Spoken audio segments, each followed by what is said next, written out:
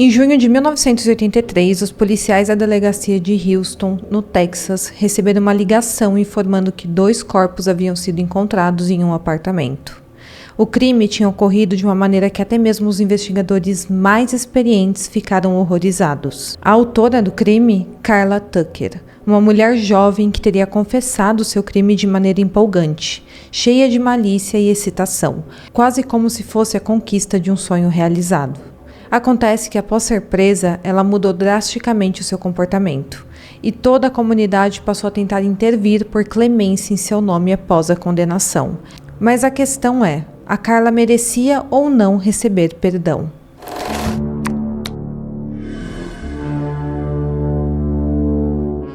Olá pessoal, sejam bem-vindos de volta ao canal e hoje mais uma vez vamos abrir a caixa de Pandora. E dessa vez este é um caso que eu já contei aqui para vocês, quem tá aqui desde o comecinho deve se lembrar se assistiu esse vídeo, porém como já faz muito tempo e o vídeo foi limitado pela plataforma, muitas pessoas que estão aqui hoje não tiveram acesso a esse vídeo, então eu decidi trazer uma nova versão melhorada da minha narração desse caso para vocês e eu espero muito que vocês gostem. Antes de você continuar assistindo o vídeo, ouvindo essa história, eu vou pedir para você não se esquecer de deixar um like aqui para mim e também de se inscrever no meu canal.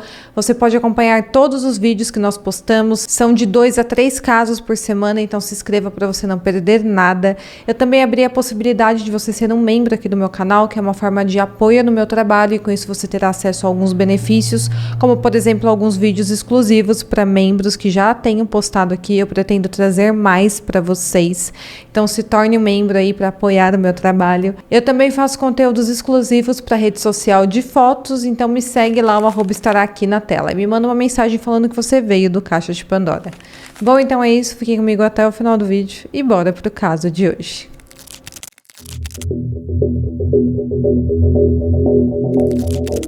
Então esse caso eu vou começar contando como os policiais chegaram até a Carla Tucker.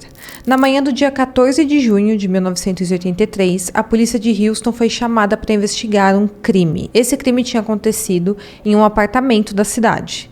Ao chegarem na cena do crime, os policiais ficaram horrorizados com a tamanha brutalidade que tudo tinha acontecido. As vítimas eram Sherry Lynn Jean, de 27 anos, e Deborah Turton, de 32. Ambos tinham sido atingidos com múltiplos golpes de picareta, e a ferramenta do crime ainda estava cravada no coração da Deborah. Agora, quem é Deborah Turton? Ela era uma mulher casada com outro homem, e a primeira linha de investigação era que seu marido, o Richard Turton, tinha sido criminoso. E a motivação seria ter descoberto a traição da sua esposa. Naquela mesma tarde, os investigadores foram até a casa do Richard e perguntaram se ele sabia onde que a esposa dele estava. E ele respondeu que na noite anterior, os dois tinham tido uma discussão muito acalorada e por isso ela tinha passado a noite fora. Então ele não sabia exatamente onde ela estava. Mas ele falou que achava que ela estava em determinado local e passou o endereço para a polícia e também passou o endereço de onde ela trabalhava. Após essa breve conversa, os policiais foram embora sem revelar o que haviam encontrado naquela manhã, que era a Deborah sem vida, e o Richard achou tudo aquilo muito estranho, mas a princípio não tinha muito o que ele fazer. Ele só descobriu sobre o crime quando os noticiários começaram a falar sobre esse caso, e não demorou muito. Durante a reportagem que já começou a passar naquela mesma tarde, ele viu um carro na frente do apartamento onde tudo tinha acontecido e ele identificou que aquele carro era o da Deborah. Isso porque o carro da Deborah tinha uma placa personalizada com o apelido dela, que era Debbie. Ele não sabia até então, ele não fazia ideia, mas ele era o principal suspeito do crime. A polícia pensou na possibilidade dele ter flagrado a sua esposa com o Jerry Dean e, por um acesso de raiva, ter tirado a vida dos dois. Ele então foi chamado na delegacia para prestar depoimento e prestar esclarecimentos para os detetives e depois de verificarem que o Richard tinha um álibi confirmado, os investigadores perceberam que não era possível ele ser o autor deste crime, então ele foi descartado. Depois de descartarem o Richard como suspeito, os investigadores decidiram passar a investigar a vida da outra vítima, do Jerry, para saber se alguém tinha algum motivo para querer tirar a vida dele, de repente por raiva, vingança, algo do tipo. Os amigos e familiares do Jerry passaram a ser questionados pelos investigadores.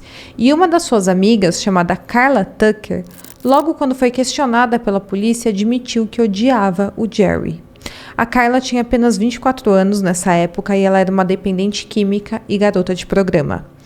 Ela contou aos investigadores que tinha conhecido Jerry 2 anos antes, quando ele começou a namorar uma colega de quarto dela. A Carla contou que 2 vezes acabou expulsando o Jerry do apartamento dela porque ele tinha deixado sua moto vazando óleo na sala de estar. Além disso, ela falou que o Jerry tinha estragado algumas fotos que ela tinha com a sua mãe. Eram fotos muito preciosas para Carla, porque sua mãe já tinha falecido na época, então por isso ela tinha muito ódio do Jerry. Aparentemente, a Carla tinha motivos o suficiente para tirar a vida dele, pela raiva que ela demonstrava ter do Jerry. E até então, ela era a única pessoa entrevistada pela polícia que havia revelado um ressentimento por ele. Portanto, ela acabou se tornando o foco da investigação. Após investigarem mais a vida da Carla, os policiais descobriram que ela morava a apenas alguns quilômetros da casa do Jerry, e também que os dois tinham alguns amigos em comum. Alguns desses amigos geralmente passavam dias na casa dela consumindo bebidas, fazendo uso de entorpecentes e praticando também tiro ao alvo. Nessa época, a Carla namorava um rapaz chamado Daniel Garrett, conhecido também como Danny, e ele trabalhava como barman. A irmã mais velha da Carla, chamada Carrie Tucker, namorava com o irmão do Danny, chamado Doug Garrett. Sendo assim, era uma relação de 2 irmãos com 2 irmãs. E coincidentemente, o detetive responsável pelo caso, J.C. Mosier, tinha conhecido o Danny alguns anos antes em uma discoteca bem conhecida ali de Houston. Eles acabaram se tornando amigos porque o Danny, o namorado da Carla, trabalhava no local na época, e o detetive J.C. costumava frequentar a discoteca.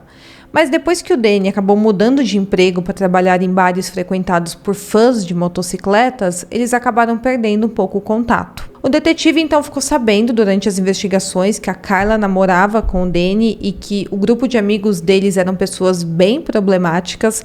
Basicamente todos faziam uso de substâncias ilícitas e basicamente as meninas trabalhavam como garotas de programa. E o detetive, diante disso tudo, queria uma forma de entrar em contato com o Danny para saber se ele poderia estar envolvido no crime.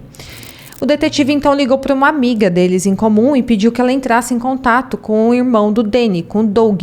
Essa amiga então retornou a ligação do detetive em menos de meia hora e ela disse que o Doug queria falar com ele o quanto antes e que o Doug na ligação estava muito assustado e chorando.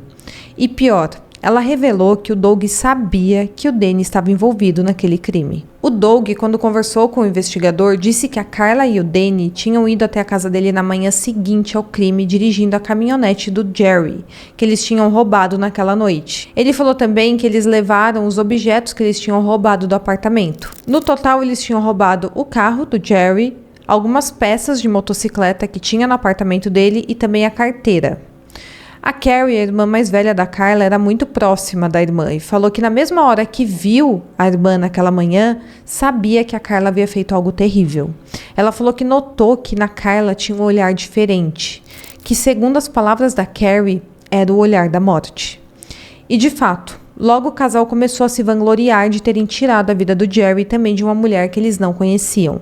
A Carla começou a dizer para a irmã e para o seu cunhado que tinha gostado tanto de cometer o crime que tinha sentido prazer ao golpear as vítimas inúmeras vezes. O Doug, sabendo que agora tinha evidências de um crime na sua casa, pegou a carteira e queimou em um cinzeiro. E ele falou para o Danny levar embora todas aquelas peças de moto que tinha levado para a casa dele.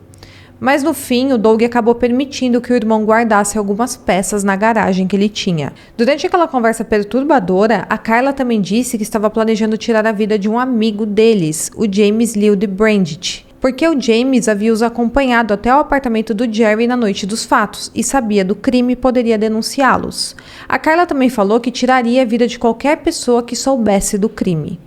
Diante dessas declarações extremamente perturbadoras, o Doug e a Carrie começaram a temer pela própria vida. Afinal, agora eles sabiam de tudo. Depois disso, a Carrie passou noites em claro, extremamente perturbada com tudo que tinha acontecido. E ela começou a pensar que a Carla e o Danny haviam simplesmente enlouquecido. Como naquela época os testes de DNA não eram tão avançados e também não havia provas fortes contra a Carla e o Danny, o Doug concordou em ajudar na investigação policial. Ele concordou que gravaria a conversa que teria com o irmão e com a cunhada, a fim de registrar a confissão do crime. O Doug faria perguntas sutis para os dois para que o casal não percebesse que estava sendo gravado e interrogado, mas diante disso, o Doug esperava obter respostas o suficiente para incriminá-los. Então, sem que a Carla e o Danny soubessem, o Doug estaria gravando aquela conversa deles.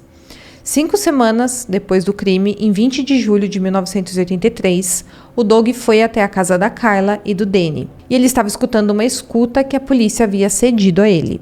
Durante 2 horas de conversa, o casal contou detalhes macabros do crime. Mas o mais sinistro disso tudo foi a parte que a Carla confessou de maneira muito perversa que gostou tanto de tirar a vida das vítimas que chegou a ter prazer sexual com cada golpe que deu com a picareta. Police come by last night. They got nothing. It's what the lawyer told us. It's like a fish in the ocean. Just open your mouth. That's when you get the hook. They showed me them pictures they took of them people. Huh? Don't look good. There's one thing I want to know. When you went over there and killed them people, did you go there to do that? Doug went over there fucked up. There ain't nothing what I was gonna do. It freaked. It was a freak thing, man. Carla? Yeah. Maybe when you told me you come with every stroke, was that, did you? Did you really? Oh, hell yeah. Os policiais estavam ouvindo toda aquela conversa através da escuta e após 2 horas de conversa, assim que o Doug saiu da casa do Danny, eles invadiram o local e prenderam a Carla e o Danny. Ambos foram acusados de terem cometido aquele crime contra o Jerry e contra a Débora. O Jerry tinha sido golpeado 31 vezes com um martelo e a Débora 26 vezes com a picareta. Os investigadores que cuidaram desse caso disseram que nunca tinham visto um crime tão cruel quanto aquele. A comunidade local já estava chocada com aquele crime perverso, mas eles ficaram ainda mais chocados quando descobriram que um dos responsáveis pelo crime era uma mulher muito jovem e aparentemente inofensiva.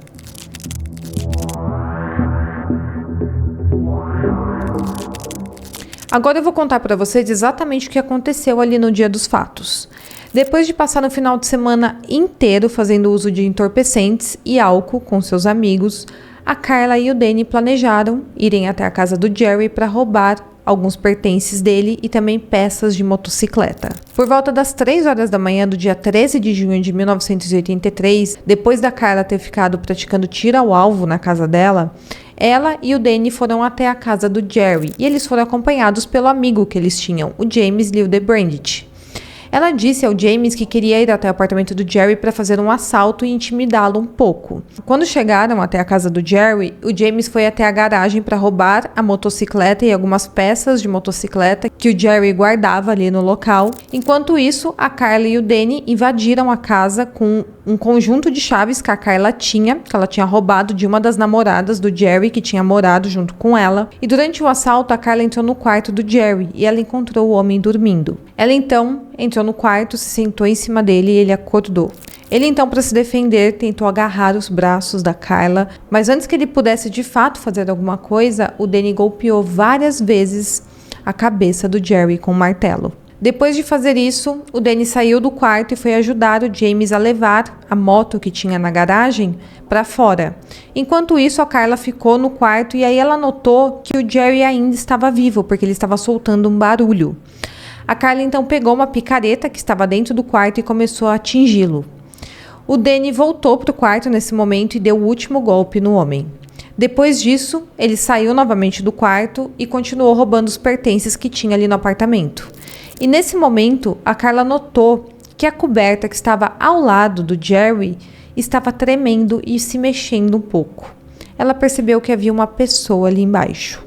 Quando ela tirou a coberta, era a Débora Turton. A Débora havia brigado com seu marido Richard naquela noite. Por isso ela tinha saído de casa, tinha ido para uma festa, onde acabou conhecendo o Danny e eles estavam passando aquela noite juntos. A Débora, ao perceber que teria sua vida tirada naquele momento, começou a lutar com a Carla para tentar sobreviver. Porém, mais uma vez, o Danny entrou naquele quarto e se deparou com as duas tendo uma luta corporal. Ele então separou as duas e nesse momento a Carla aproveitou para pegar novamente a picareta e golpear a Débora várias vezes. E por último, ela cravou aquela ferramenta no peito da mulher. Os corpos foram descobertos logo na manhã seguinte, quando uma colega de trabalho que dava carona todas as manhãs a Jerry notou que ele estava demorando muito para encontrá-la em frente ao prédio. Então ela resolveu entrar no apartamento dele e ver se estava tudo bem. Ao entrar, ela se deparou com aquela cena horrível.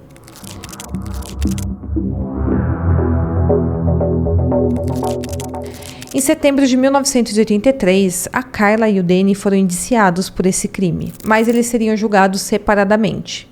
Logo após ser presa, a Karla, que era uma dependente química, passou por uma desintoxicação à força. Ela foi obrigada a se manter longe dos entorpecentes que ela estava acostumada a usar e durante esse período de abstinência, ela disse que passou a ter vários pesadelos onde revivia a todo momento o que ela havia feito naquela noite.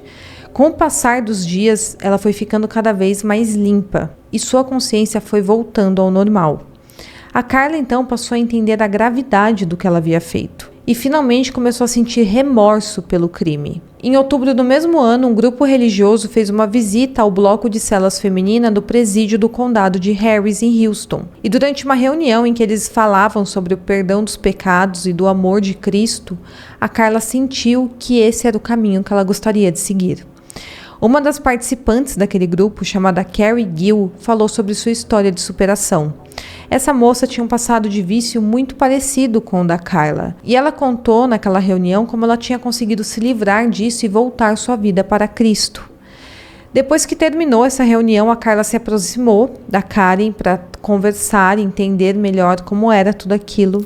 E a Karen diz que percebeu que a Karla parecia uma ovelha perdida com um olhar vazio, porém muito interessada pelo que tinha ouvido pela primeira vez. Depois dessa primeira reunião, a Karla pegou uma Bíblia e escondeu em seu uniforme de presidiária para levar até sua cela escondida. Na verdade, a Bíblia era gratuita para elas e ela poderia pegar sem esconder, mas como ela não sabia, ela meio que roubou a Bíblia e levou para sua cela.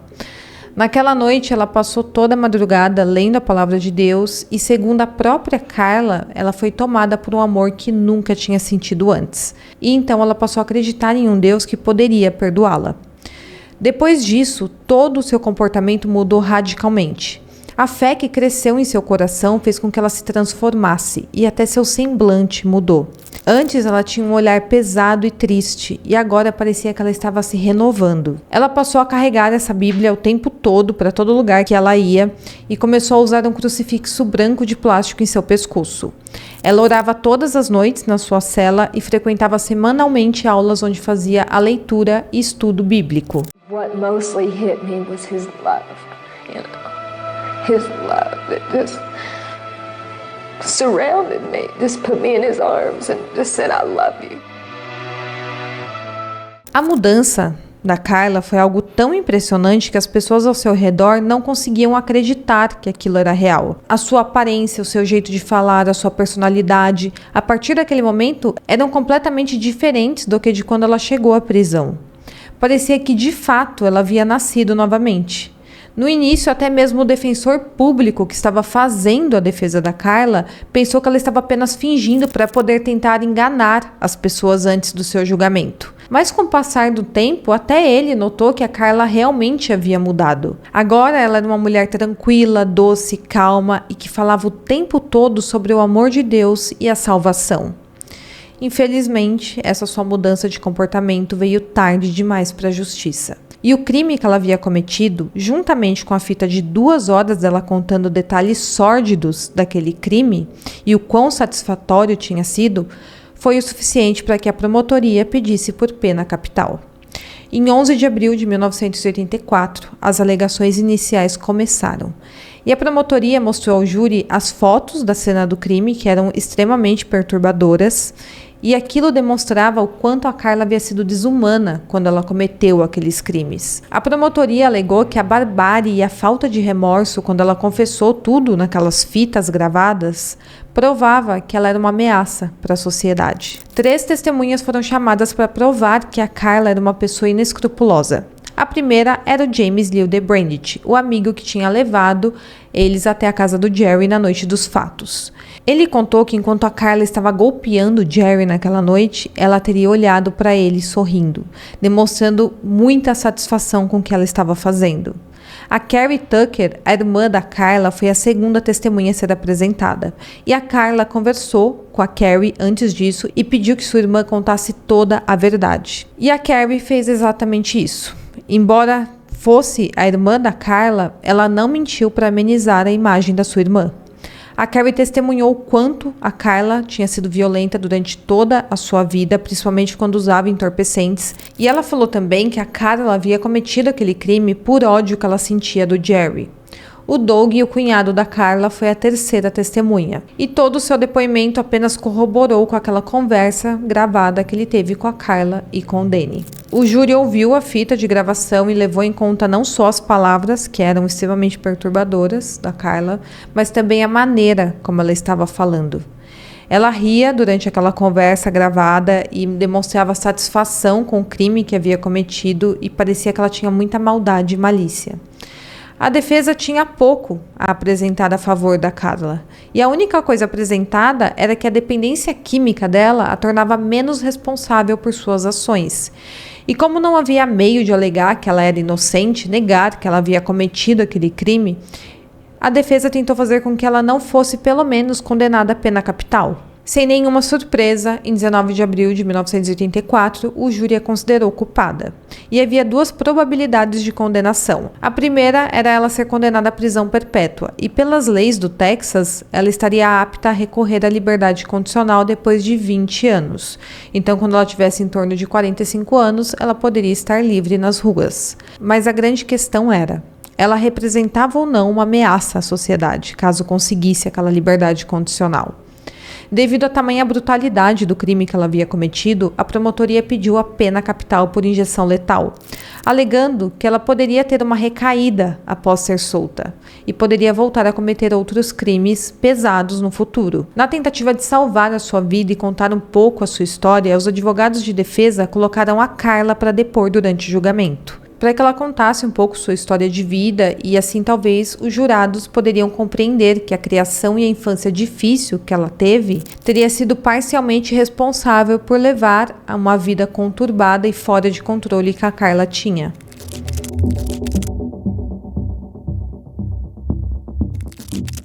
A Carla nasceu no dia 18 de novembro de 1959 em Houston, no Texas. Ela era a mais nova de 3 irmãos. O seu pai, o Larry, era um estivador, responsável pela colocação, retirada e arrumação de cargas e embarcações, e o seu serviço fazia com que ele ficasse longe de casa por vários dias. Já a sua mãe, a Caroline, era uma mulher muito promíscua. Ela sempre se sentiu atraída pelo lado mais radical da vida. Ela gostava de sair para dançar durante as noites, ouvir bandas de rock and roll, consumir bebidas alcoólicas e também usar substâncias. A Carla era muito diferente fisicamente das suas 2 irmãs, e após o seu nascimento, o casamento dos seus pais começou a ruir. Na verdade, a Carla era fruto da traição da sua mãe com um homem do corpo de bombeiros da cidade. E após o seu nascimento, o Larry percebeu que a Carla não era sua filha. Os seus pais ainda tentaram levar o casamento por algum tempo, um casamento extremamente conturbado, mas eles acabaram se divorciando. A Carla tinha apenas 10 anos nessa época, e foi quando ela descobriu a verdade sobre ser fruto de uma traição da sua mãe. Mesmo assim, só para deixar claro, é dito que o Larry nunca fez distinção entre ela e as 2 irmãs. É dito que ele criou todas elas com muito amor e carinho. Já a sua mãe era um pouco diferente. Quando a Carla tinha apenas 8 anos, a mãe dela teria ensinado ela a enrolar um baseado. Nessa ocasião, a mãe da Carla flagrou a filha com erva na mão, tentando fazer um baseado, mas ao invés de repreendê-la, ela falou que se ela queria mesmo usar erva, que usasse direito. Então, a Caroline ensinou a própria filha como era a forma certa de fumar erva. Em contrapartida a esse comportamento perturbador da mãe da Carla, ela repreendia as filhas se elas mascassem chiclete na mesa. E essa era a ética deturpada da família. As filhas poderiam usar substâncias e álcool, mesmo sendo menores, mas elas tinham que ter boas maneiras na mesa. Ao longo do tempo, a Carla e a Carrie, as 2 irmãs, começaram a consumir todos os tipos de narcóticos. A vida delas basicamente era de farra, festas e também de uso dessas substâncias. Após o divórcio dos pais, o Larry, o pai delas, ficou com a guarda das meninas, mas conforme elas foram crescendo, elas escolheram ficar com a mãe delas. A Carla, com apenas 12 anos de idade, já era viciada, tanto em entorpecentes quanto em álcool, e ela já tinha tido relações sexuais. Aos 14 anos, ela abandonou a escola e decidiu seguir os caminhos da sua mãe, que era uma grupo de bandas rock and roll e garota de programa. Nessa época, a mãe das meninas trabalhava como secretária durante o dia, mas durante a noite ia com as filhas em uma boate para que elas trabalhassem como garotas de programa. Elas marcavam esses encontros ao longo do dia pelo telefone e à noite realizava ali na boate o trabalho. A mãe da Carla nunca ensinou para suas filhas o que era certo e o que era errado. Ela ensinou, na verdade, as 3 filhas a usar entorpecentes, a consumir álcool e também a vender o próprio corpo. A Carla contou que sua mãe queria que ela se tornasse a melhor garota de programa ali da boate, mas a Carla falou que tinha vergonha e nojo do que fazia. Porém, como sua mãe pedia isso a ela e sua mãe era seu único ponto de referência, ela fazia. A Carla falou que idolatrava a sua mãe e que ela era a sua maior inspiração. Ela acabou se envolvendo então com esse submundo para poder deixar a sua mãe orgulhosa. Seu maior objetivo era ser o mais parecida possível com a sua mãe. E para isso ela teria que imitar tudo aquilo que a Caroline fazia. Diante dessa realidade terrível, a Carla logo foi se tornando cada vez mais viciada e mais sua vida se perdia nesse ciclo de destruição. Chegou um ponto que ela passou a usar heroína. Depois ela apresentou essa substância para Caroline e ensinou sua mãe como deveria usar. E olha que questão que esse caso levanta. A Caroline ensinou sua filha a usar erva quando ela era pequena. E agora a Carla ensinou sua mãe a usar heroína depois de adulta. A Carla sempre foi uma menina muito briguenta e um pouco agressiva, e durante seu curto período no colégio, ela arrumou inúmeras confusões. Se algum colega de classe falasse algo que ela não queria ouvir, ela simplesmente ia para cima dos seus colegas e os agredia com socos e porradas. A Carla, quando tinha apenas 16 anos, conheceu um marceneiro chamado Stephen Griffith. Eles acabaram se relacionando e 2 anos depois eles se casaram. Durante esse tempo, uma amiga em comum do casal havia abandonado a filha de apenas 2 anos com eles. E nessa época, a Carla decidiu que ficaria sem uso de qualquer substância para tentar endireitar sua vida, pelo menos durante o tempo que assumiu ali o papel de mãe dessa criança e também de esposa. Ela realmente queria, de alguma forma, colocar sua vida de volta aos eixos. Em 1979, após cuidar por mais de 2 anos dessa menina, a mãe biológica apareceu e pegou a filha de volta. E para completar, pouco tempo depois, a Caroline, a mãe da Carla, morreu aos 43 anos em decorrência da hepatite. A Carla se sentiu muito desamparada ao perder as 2 pessoas que ela mais amava, sua mãe e também a menina que ela criou como sua filha. E com isso, ela chegou ao fundo do poço. Ela largou seu marido e se afundou completamente em seu vício. Tudo isso na tentativa de amortecer a dor da perda. E novamente, sua vida perdeu completamente o controle. Ela voltou a trabalhar como garota de programa e 4 anos depois, em janeiro de 1983, enquanto comprava os seus entorpecentes que ela estava fazendo uso constantemente, ela conheceu o Daniel Garrett, que era 14 anos mais velha que ela. A Carla tinha 21 anos nessa época e o Danny 35. O Danny contava para Carla várias histórias e aventuras de como tinha sido ser um atirador profissional durante a Guerra do Vietnã. Todas essas histórias eram inventadas pelo próprio Danny, mas ao ouvir aquilo, a Carla se sentiu inspirada. Eles então iniciaram um relacionamento bem conturbado e passaram a planejar viajar pelo mundo cometendo crimes. Eles queriam ser um casal fora da lei, tirando a vida das pessoas e cometendo diversos atos ilícitos. Eles acreditaram tanto naquilo que eles chegaram a comprar roupas pretas para sair durante a noite sem serem notados. E todo esse contexto extremamente problemático nos leva ao dia dos fatos, onde a Carla cometeu um crime que agora a colocaria no corredor da morte. Em seu depoimento durante o julgamento, a Carla afirmou diante do júri que não sentiu excitação sexual durante o crime, conforme havia relatado na fita. Ela falou que só tinha falado aquilo para poder assustar o Doug e a sua irmã, para que eles tivessem medo de denunciá-los para a polícia. Porém, todo o seu depoimento de vida comovente acabou sendo derrubado pelos argumentos da promotoria. O promotor afirmou que, na verdade, a Carla tinha sido sincera durante aquela conversa gravada na fita e que isso demonstrava que ela sempre teve e que sempre teria a personalidade de uma criminosa dentro de si, mesmo depois da sua conversão e brusca mudança de comportamento na prisão. Segundo o promotor, uma pessoa que se orgulhava do crime, como a Carla demonstrou naquela gravação, sempre seria uma pessoa perigosa para a sociedade. Em 25 de abril de 1984, após uma semana de julgamento, o júri deliberou por 3 horas e condenou a Carla por pena capital. Ao contrário dos outros condenados, a Carla, quando ouviu a sua sentença, simplesmente entendeu a situação. Ela afirmou que o júri fez o que deveria fazer. Em dezembro do mesmo ano, a Carla passou a ser a única mulher no corredor da morte no estado do Texas. Para a promotoria, era uma espécie de clichê que os condenados à pena capital apresentassem uma apelação afirmando que se converteram e se arrependeram dos seus atos, para tentarem de alguma forma sair do corredor da morte. E eles já estavam tão acostumados com aquilo que eles não acreditavam mais nos presos que alegavam isso.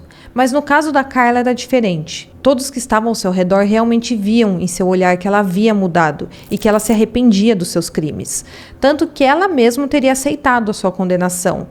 Ela acreditava que aquilo seria justiça em nome dos pecados que ela havia cometido no seu passado. Nos anos seguintes, até mesmo o irmão da Deborah Turton e a irmã do Jerry Dean, das vítimas da Carla, conversaram com ela e a perdoaram pelo crime. E para eles, Deus havia feito o mesmo. Eles disseram que viram no olhar dela o real arrependimento e acreditavam verdadeiramente em sua mudança. A Carla, então, enquanto estava presa, tentou compensar os anos que havia passado durante sua juventude perdida naquele submundo de drogas e prostituição e mergulhou profundamente em estudos bíblicos. Ela também fez cursos do ensino médio por correspondência para poder concluir os seus estudos e manteve contato constante com a sua família. Durante 8 anos, entre 1984 e 1992, vários pedidos de um novo julgamento foram feitos e também apelações para que sua sentença fosse convertida em prisão perpétua. Porém, todos eles foram negados. A primeira data da sua execução foi marcada em 30 de junho de 92, e essa foi a primeira vez que a Carla fez um apelo público pela sua vida. Até aquele momento ela havia aceitado a sua sentença, mas dessa vez ela decidiu que lutaria pela sua vida. Ela apareceu em um programa cristão de rede nacional e o fundador, que era o Robertson, declarou que a conversão religiosa da Carla era muito verdadeira e pediu para que os seus fiéis enviassem cartas ao governador do estado em nome da Carla, pedindo que a execução fosse revogada. Esse apelo atraiu o apoio de toda a comunidade. Todo mundo acabou se comovendo com a história da Carla, por ver que sua mudança era verdadeira. Então eles acreditavam que ela realmente merecia uma segunda chance. Entre essas pessoas que tentaram intervir a favor da Carla estão o comissário das Nações Unidas, o primeiro-ministro italiano, o presidente da Câmara dos Representantes dos Estados Unidos, os irmãos das vítimas e até mesmo o Papa João Paulo II. A diretora da prisão também testemunhou que a Carla era uma prisioneira modelo e que acreditava que ela realmente havia mudado o seu jeito, que ela verdadeiramente havia se convertido e que não apresentava nenhum risco para a sociedade. Toda essa movimentação surtiu efeito, tanto que a execução da Carla foi adiada por tempo indeterminado.